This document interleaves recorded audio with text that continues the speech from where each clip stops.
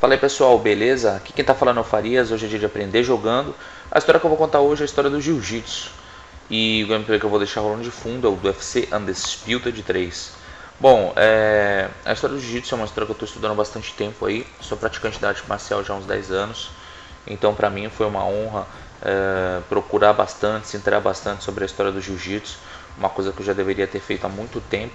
Eu sabia sim a história do Jiu-Jitsu, a origem, algumas coisas, mas não tão a fundo, não a riqueza da história que é. Bom, eu vou tentar resumir aqui legal, porque senão o vídeo vai ficar muito extenso, vai ficar chato. Então eu vou tentar contar as partes principais aí da história do Jiu-Jitsu. Então vamos lá. Bom, o Jiu-Jitsu, Jujutsu, que é do japonês, significa Ju, suavidade ou brandura, e Jutsu significa arte ou técnica. Bom, o Jiu-Jitsu se desenvolveu ao passar dos milhares e milhares de anos. Não se sabe ao certo a procedência do Jiu-Jitsu, da onde ele realmente veio, mas alguns defendem que ele tem influências indianas. Mas o que é certo por se afirmar é que o Jiu-Jitsu teve seu crescimento, desenvolvimento e divulgação da arte marcial no Japão. A finalidade da criação do Jiu-Jitsu foi por causa dos samurais. O Jiu-Jitsu se remete a uma arte marcial da casta de guerreiros do Japão, que eram chamados de samurais. E por que eles tiveram a necessidade de criar uma arte marcial, já que os samurais dominavam diversas artes marciais já naquela época? Porque pensa bem numa coisa, os samurais eram guerreiros que utilizavam espadas, lanças, entre outras armas, para ir para o campo de batalha. Porém, quando eles ficavam sem essas armas, por ter perdido em batalha, ou recorrente de alguma outra coisa, incidente, eles necessitavam de guerrear sem armas. Então, eles sabiam sim várias artes marciais, como o Ninjutsu, eles sabiam também Karatê, eles sabiam algumas outras artes marciais, porém o que eles precisavam de fato era de algo que não fosse chute, soco, joelhada, cotovelada, porque isso não surtia efeito contra os outros clãs, propriamente dito contra os outros samurais, porque eles também estavam munidos de armas e também de armaduras. Então é a mesma coisa que você dar um soco na cabeça de alguém com um capacete de moto, vai chacoalhar, mas não vai contundir a pessoa da maneira que tem que ser, nem nas armaduras. Se você dá um chute na armadura do cara, é capaz de você se machucar, não machucar o seu adversário, o seu oponente ali no caso do campo de batalha. Então eles tiveram a necessidade de criar uma arte marcial ao qual fosse uma arte marcial mais de projeção, de queda, uma arte marcial mais de traumatismo, luxação, e aí começou-se a desenvolver o Jiu-Jitsu, que era uma arte marcial que tinha muita influência em quedas, torções, luxações. Hoje a gente conhece mais como as finalizações, né? Torções e luxações conhecemos como as finalizações hoje do Jiu-Jitsu atual. Bom, e os samurais, eles tinham uma responsabilidade muito grande sobre as costas deles. Eles não tinham que defender só os seus clãs e só o seu país quando solicitado. Eles também tinham que defender os seus líderes, que eram chamados de daimyo. O daimyo nada mais nada menos do que um senhor de terras, uma pessoa que possui muitas posses, que possui muitos terrenos, que é dono de grandes hectares, geralmente passado de geração em geração, então eram heranças que os daimyos tinham. E tinha também a outra classe, que era chamado de Ronin. Um Ronin, ele era um samurai sem líder, então ele não seguia ninguém. Ele defendia o seu clã, mas ele propriamente não seguia a nenhum senhor. O Ronin também é legal vocês darem uma olhadinha no filme, tem uns 47 Ronin com o Keanu Reeves, aí eu vi, e dá pra você entender mais um pouquinho aí sobre a história dos Ronins, é bem legal. Bom, o samurai, além dele ser um cara que era perito em combate, em artes marciais, ele também seguia um estilo de vida que era chamado de Bushido. Bushido é o caminho do guerreiro, é um código de conduta, um modo de vida para um samurai. Então é um código de honra para você viver e morrer com honra. Então os samurais levavam isso muito à risca. Porém, os valores dos samurais começaram a cair um pouco tempo depois, quando veio um governo que, graças a esse governo, eles não precisavam mais prestar muitos serviços aos seus clãs, porque ficaram muito tempo sem batalhas. Então os samurais começaram a cair no conceito, porque eles começaram a beber, isso primeiramente com a população. Eles começaram a beber, começaram a zoar, muitos furtavam comércios. Então os samurais tocavam o terror, alguns viraram assassinos de aluguel, muitos se corromperam, criaram facções criminosas. Então os samurais caíram muito no conceito aí do pessoal, dos japoneses, né? Na era do Japão feudal. Mas isso acabou quando veio a restauração Meiji, que foi quando o último shogun, né, perdeu o prestígio, o poder político militar e com isso todo o modo de vida pretérito daquela época, e restaram em posição tudo o que simbolizava os samurais. Então eles desceram muito na escala social e acabaram perdendo toda a moral que eles tinham. Bom, além do jiu-jitsu ele se desenvolver na direção de várias outras artes marciais, que tinha já influências em quedas, torções e etc. O jiu-jitsu teve muita influência no karatê também. Exatamente, o jiu-jitsu teve muita influência no karatê. E a gente dá destaque para os mestres Yasuhiro Konoshi e Hinori Otsuka. Eles criaram dois estilos de karatê, que foi o Shindo Ryu e o Ado Ryu. E teve também um cara que eu vou citar aqui que foi muito importante, que foi o Gishin Funakoshi. Ele foi o maior divulgador do karatê no Japão e ele ensinou o estilo no Centro Kodokan, que é muito conhecido. O pessoal já deve ter escutado falar, principalmente o pessoal que pratica karatê. E lá ele treinou e estudou com o Jigoro Kano e adaptou algumas técnicas de Nagel Aza, que eram técnicas de projeção. Bom, essa é mais ou menos uma pincelada na história aí do jiu-jitsu, inicialmente, de como ele começou a ser desenvolvido e por que ele começou a ser desenvolvido. Mas o jiu-jitsu mesmo, que tem o que a gente conhece e o que a gente vê hoje no MMA e que tem tanta divulgação aqui no Brasil, e pode ser tida como uma outra arte marcial, que é o que eu vou contar agora, que já parte para a história do jiu-jitsu brasileiro. Bom, o jiu-jitsu brasileiro ele se deve muito a um cara que é chamado de Ezai Maeda Koma, que é mais conhecido aí pelo pessoal, o nome mais popular dele, o Conde Koma, né? E esse cara ele estava numa turnê com seus atletas. Ele chegou no Brasil por volta de 1915, ele se instalou em Belém do Pará. E lá ele conheceu um cara chamado Gastão Grace, que era pai de 8 filhos, 5 homens e 3 mulheres.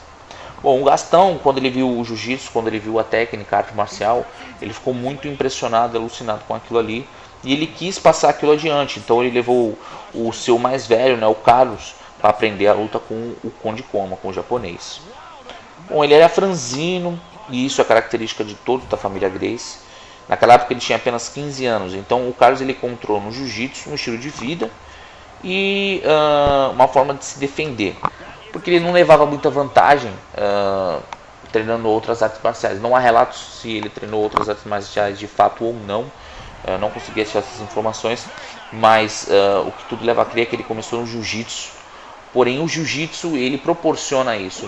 O jiu-jitsu não existe tamanho, não existe peso, tanto que a gente tem aí diversos campeonatos aí onde tem a modalidade aí que é o absoluto, e às vezes a gente vê pessoas de muito menor peso aí ganhando de grandes monstros aí, de pessoas de 130 quilos, 120 quilos, às vezes um cara de 80 batendo um cara desse.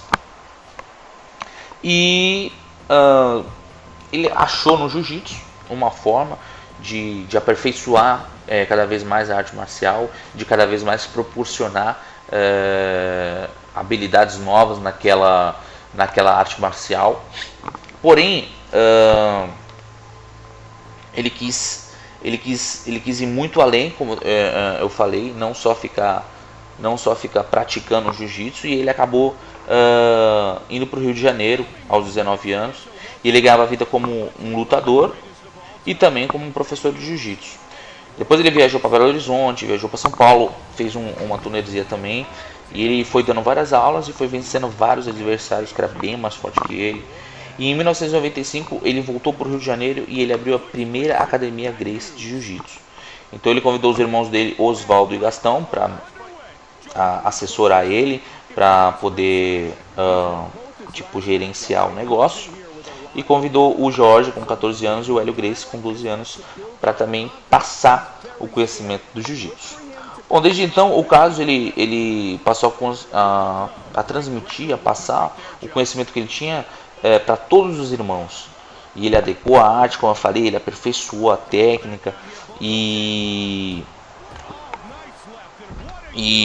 também ele foi um cara que eu posso chamar ele de gênio, porque eu costumo dizer que tem 3 tipos de pessoa. Tem a pessoa que ela é esforçada, que ela vai, se esforça, vai todo dia, treina. Tem um cara que ele é inteligente, que é um cara que ele pega rápido, que ele às vezes não treina todo dia, mas ele consegue assimilar rápido as posições, ele consegue evoluir o jiu-jitsu dele. E eu creio que tem aquele cara que é o gênio, que é aquele cara que além dele aprender uma posição, ele cria variáveis em cima dela. Ele é um cara que consegue ir além daquilo que ele aprendeu e além daquilo que passaram para ele e se tornar um grande mestre. E foi isso que o Carlos fez, ele se tornou um grande mestre. E ele também criou a própria filosofia de vida, né? E criou a dieta Gracie, que era um estilo de alimentação natural. Bom, se vocês querem ver mais sobre a dieta Gracie, tem vários artigos aí, na internet dizendo como fazer a dieta Gracie. Então vocês podem dar uma olhada aí no que é baseado a dieta. Não vou falar dela aqui, senão vai ficar mais extenso o vídeo. Mas ao modificar todas as regras internacionais do jiu-jitsu, aquilo que se veio do Japão, eles conseguiram, o Carlos, né, de fato, o Carlos Gracie, ele iniciou o primeiro caso de mudança de nacionalidade de uma luta ou esporte na história esportiva. Então, tipo assim, o cara ele não foi só responsável por evoluir o jiu-jitsu para a forma brasileira que a gente conhece hoje. Ele foi responsável por, de fato, criar uma arte brasileira, né? Criar uma arte marcial brasileira. Ao contrário de várias outras artes marciais que a gente vê que tem influências brasileiras, que é o caso da capoeira e algumas outras artes marciais que sofrem influência brasileira, o jiu-jitsu ele pode ser propriamente dito, o Brazilian Jiu-Jitsu, o jiu-jitsu brasileiro, é uma arte marcial brasileira e ponto final. Ela é outra arte marcial, é uma arte marcial do Brasil, que provém do Brasil, graças à família Gracie, graças ao Carlos Gracie aí. Bom, então a história do jiu-jitsu é isso. Tem também uma parte que é a parte do desafio Gracie, que o jiu-jitsu começou a ser muito divulgado a partir daí, mas aí deixa eu dizer para vocês verem aí a história do MMA, que eu também postei aqui no canal. Vai ser bem legal vocês verem a história do MMA, que eu falo um pouco do desafio Gracie mais a fundo, que aí já parte um pouco para a história do MMA, onde os irmãos Gracie, aí, principalmente o Rickson, ele costumava a fazer esses desafios contra outras artes marciais para provar a eficiência do jiu-jitsu e provar que o jiu-jitsu era melhor do que qualquer outra arte marcial. Mas dá uma olhadinha no vídeo aí que vocês vão entender melhor sobre esse desafio. Bom, vou falar um pouco da graduação do jiu-jitsu. Isso é uma coisa que eu creio que para aquele cara que quer praticar, que entra no esporte, é uma coisa que chama atenção. Eu quero saber quanto tempo eu vou demorar para isso, para aquilo, o que eu vou pegar. Eu costumo dizer assim que faixa, eu sigo uma filosofia aí do Bruce Lee que ele passa e que eu acho muito interessante, que faixa às vezes serve só para segurar as calças.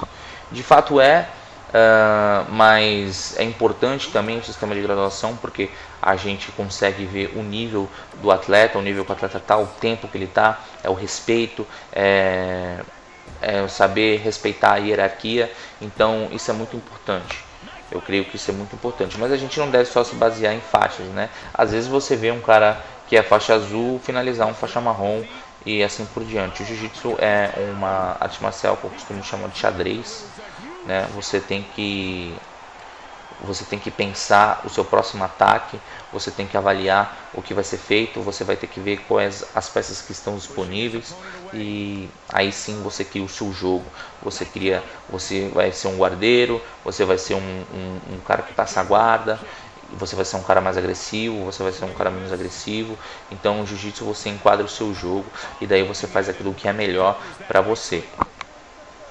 Bom, o sistema de graduação ele funciona da seguinte forma: a primeira faixa é branca, depois é seguido da cinza, amarela, laranja, verde, azul, volta um pouquinho, laranja. Até a laranja você pode pegar ela até determinada idade.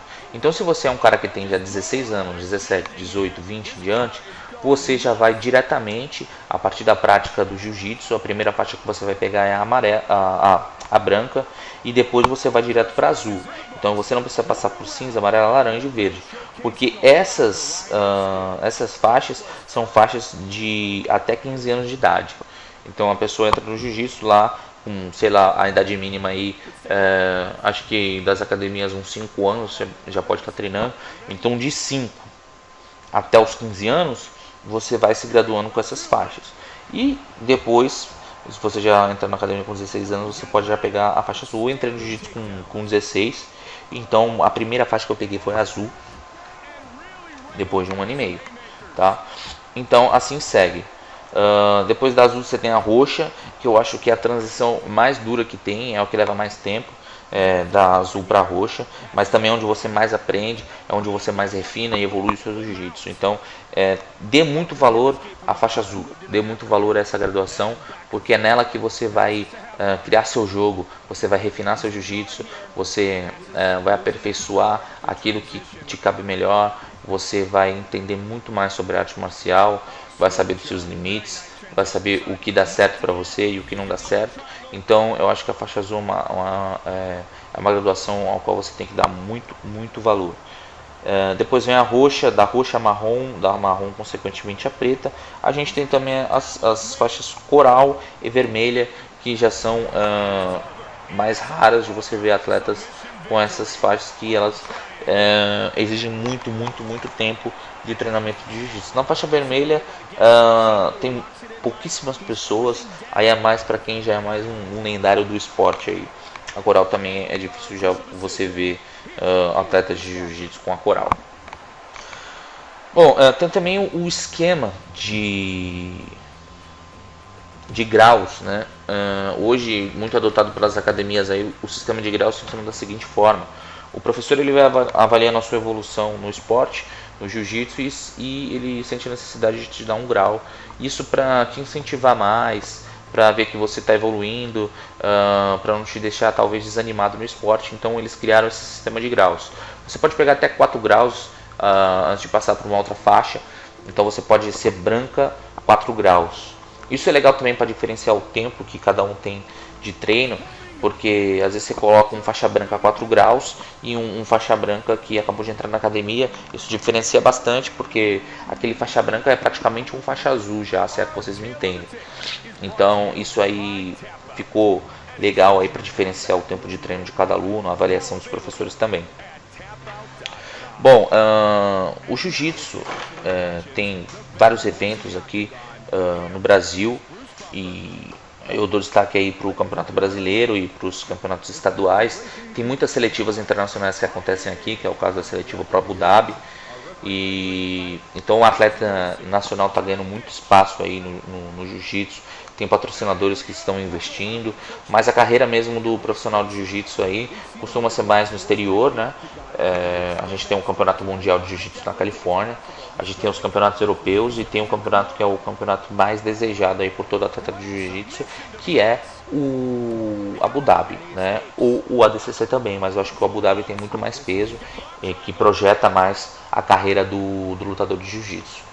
Bom, o lutador de jiu-jitsu ele vive praticamente de patrocinadores e dos campeonatos. Alguns campeonatos hoje em dia já pagam o atleta, né? Eles têm premiações aí até que altas para atletas de faixa preta. Varia da faixa também o tipo da premiação. E o Abu Dhabi é o que paga mais. Então é o evento que você tem que mais treinar, mais investir para chegar lá. Até lá é o topo da carreira do lutador de jiu-jitsu, é o Abu Dhabi, assim como do lutador de MMA, o UFC. O que mais que eu posso falar do jiu-jitsu? Alguns atletas. Falar um pouco da regra também, que eu não falei, né? Como que é definida uma luta de jiu-jitsu? A luta de jiu-jitsu é definida da seguinte forma: ou por esquema de pontuação, desistência ou finalização. Finalização é quando você põe um atleta em xeque, por exemplo, você encaixa um triângulo, um mata-leão, uma guilhotina, um armlock e qualquer outro tipo de golpe que possa vir a lesionar o atleta, vir a pagar o atleta, né? Então, se ele não der o famoso 3 tapinhas, ou ele vai dormir ou ele vai se lesionar. Então, existe a intervenção do juiz ali para aquilo, que fica sempre ligado no que está acontecendo, mas não necessariamente se você quebrar o braço você precisa passar a luta. Isso aí foi uma luta que aconteceu, que foi do Jacaré contra o Roger Gracie, onde o Roger Gracie quebrou o braço do Jacaré e ele continuou a luta e foi campeão mundial.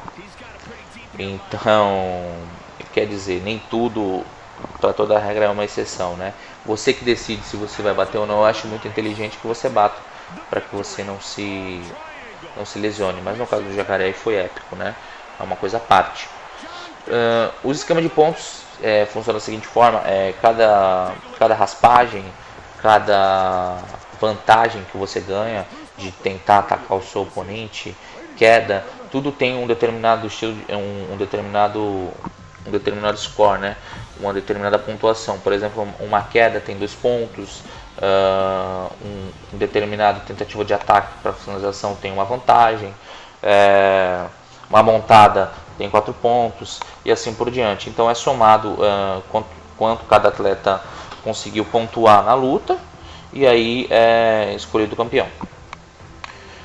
Bom, existe vários atletas de jiu-jitsu que eu poderia citar aqui, mas o cara que é o cara do momento é o Marcos Aurélio Bochecha, né? Eu treinei com esse cara aí muitos anos. Ele começou no jiu-jitsu quando ele tinha uns 14 anos e nessa época eu já tinha 17 anos e treinava na mesma academia que ele. Vi esse moleque evoluir, crescer. Hoje ele é o melhor do mundo. Isso é muito legal. Tem aí também o Rodrigo Cavaca, que também é o meu mestre de jiu-jitsu, que tudo me ensinou. Um grande abraço a ele, agradecimento. E a gente tem também vários outros atletas aí que eu falo que são atletas que fizeram história no jiu-jitsu. Eu poderia citar milhares aí da família Gracie todos, né? Mas eu dou destaque atualmente ao Cão Gracie, Marcos Bochecha, Cipó, Rodolfo Vieira, Irmãos Miau e mais um monte de gente aí do jiu-jitsu que defende a bandeira do esporte dentro do MMA. Bom pessoal, espero que vocês tenham gostado. Não se esqueçam de comentar o vídeo, de avaliar, de favoritar. Forte abraço a todos vocês, fiquem com Deus. Fui. Goes right into side control. And back to full guard. Postured up. Oh! Vicious punches from the top here, Mike. Pushes him off with the feet. Oh, that's big, Joe. He dove right into that. And he lets him back up. Doubles up on the jab now. Again teeing off. Oh, big kick. Oh, big right hand. Lanças, entre outras armas, para ir para o campo de batalha. Porém, quando eles ficavam sem essas armas, por ter perdido em batalha, ou recorrente de alguma outra coisa, incidente, eles necessitavam de guerrear sem armas. Então, eles sabiam sim várias artes marciais, como o ninjutsu, eles sabiam também karatê, eles sabiam algumas outras artes marciais, porém o que eles precisavam de fato era de algo que não fosse chute, soco, joelhada, cotovelada, porque isso não surtia efeito contra os outros clãs, propriamente dito, contra os outros samurais, porque eles também estavam munidos de armas e também de armaduras. Então é a mesma coisa que você dar um soco na cabeça de alguém com um capacete, significa arte ou técnica. Bom, o jiu-jitsu se desenvolveu ao passar de milhares e milhares de anos. Não se sabe ao certo a procedência do jiu-jitsu, da onde ele realmente veio, mas alguns defendem que ele tem influências indianas. Mas o que é certo por se afirmar é que o jiu-jitsu teve o seu crescimento, desenvolvimento e divulgação da arte marcial no Japão. A finalidade da criação do jiu-jitsu foi por causa dos samurais. O jiu-jitsu se remete a uma arte marcial da casta de guerreiros do Japão, que eram chamados de samurais. E por que eles tiveram a necessidade de criar uma arte marcial, já que os samurais dominavam diversas artes marciais já naquela época? Porque pensa bem numa coisa, os samurais eram guerreiros que utilizavam espadas, leite de moto, vai chacoalhar, mas não vai contundir a pessoa da maneira que tem que ser, nem nas armaduras. Se você dá um chute na armadura do cara, é capaz de você se machucar, não machucar o seu adversário, o seu oponente ali no caso do campo de batalha. Então eles tiveram a necessidade de criar uma arte marcial ao qual fosse uma arte marcial mais de projeção, de queda, uma arte marcial mais de traumatismo, luxação, e aí começou-se a desenvolver o jiu-jitsu, que era uma arte marcial que tinha muita influência em quedas, torções, luxações. Hoje a gente conhece mais como as finalizações, né? Torções e luxações conhecemos como as finalizações hoje do jiu-jitsu atual. Bom, e os samurais, eles tinham uma responsabilidade muito grande sobre as costas deles. Eles não tinham que defender só os seus clãs e só o seu país quando solicitado. Eles também tinham que defender os seus líderes, que eram chamados de daimyo. O daimyo nada mais nada menos do que um senhor de terras, uma pessoa que possui muitas posses, que possui muitos terrenos, que é dono de grandes hectares, geralmente passado de geração em geração, então eram heranças que os daimyos tinham. E tinha também a outra classe, que era chamado de ronin. Um ronin, ele era um samurai sem líder, então ele não seguia ninguém. Ele defendia o seu clã, mas ele propriamente não seguia a nenhum senhor. O Ronin também é legal vocês darem uma olhadinha no filme, tem uns 47 Ronin com o Keanu Reeves, aí eu vi. Fala aí pessoal, beleza? Aqui quem tá falando é o Farias, hoje é dia de aprender jogando. A história que eu vou contar hoje é a história do Jiu-Jitsu. E o gameplay que eu vou deixar rolando de fundo é o do UFC Undisputed 3. Bom, a história do Jiu-Jitsu é uma história que eu estou estudando há bastante tempo aí. Sou praticante da arte marcial já há uns 10 anos. Então para mim foi uma honra procurar bastante, se inteirar bastante sobre a história do Jiu-Jitsu. Uma coisa que eu já deveria ter feito há muito tempo. Eu sabia sim a história do Jiu-Jitsu, a origem, algumas coisas, mas não tão a fundo, não a riqueza da história que é. Bom, eu vou tentar resumir aqui legal, porque senão o vídeo vai ficar muito extenso, vai ficar chato. Então eu vou tentar contar as partes principais aí da história do Jiu-Jitsu. Então vamos lá. Bom, o Jiu-Jitsu, Jujutsu, que é do japonês, significa Ju, suavidade ou brandura, e Jutsu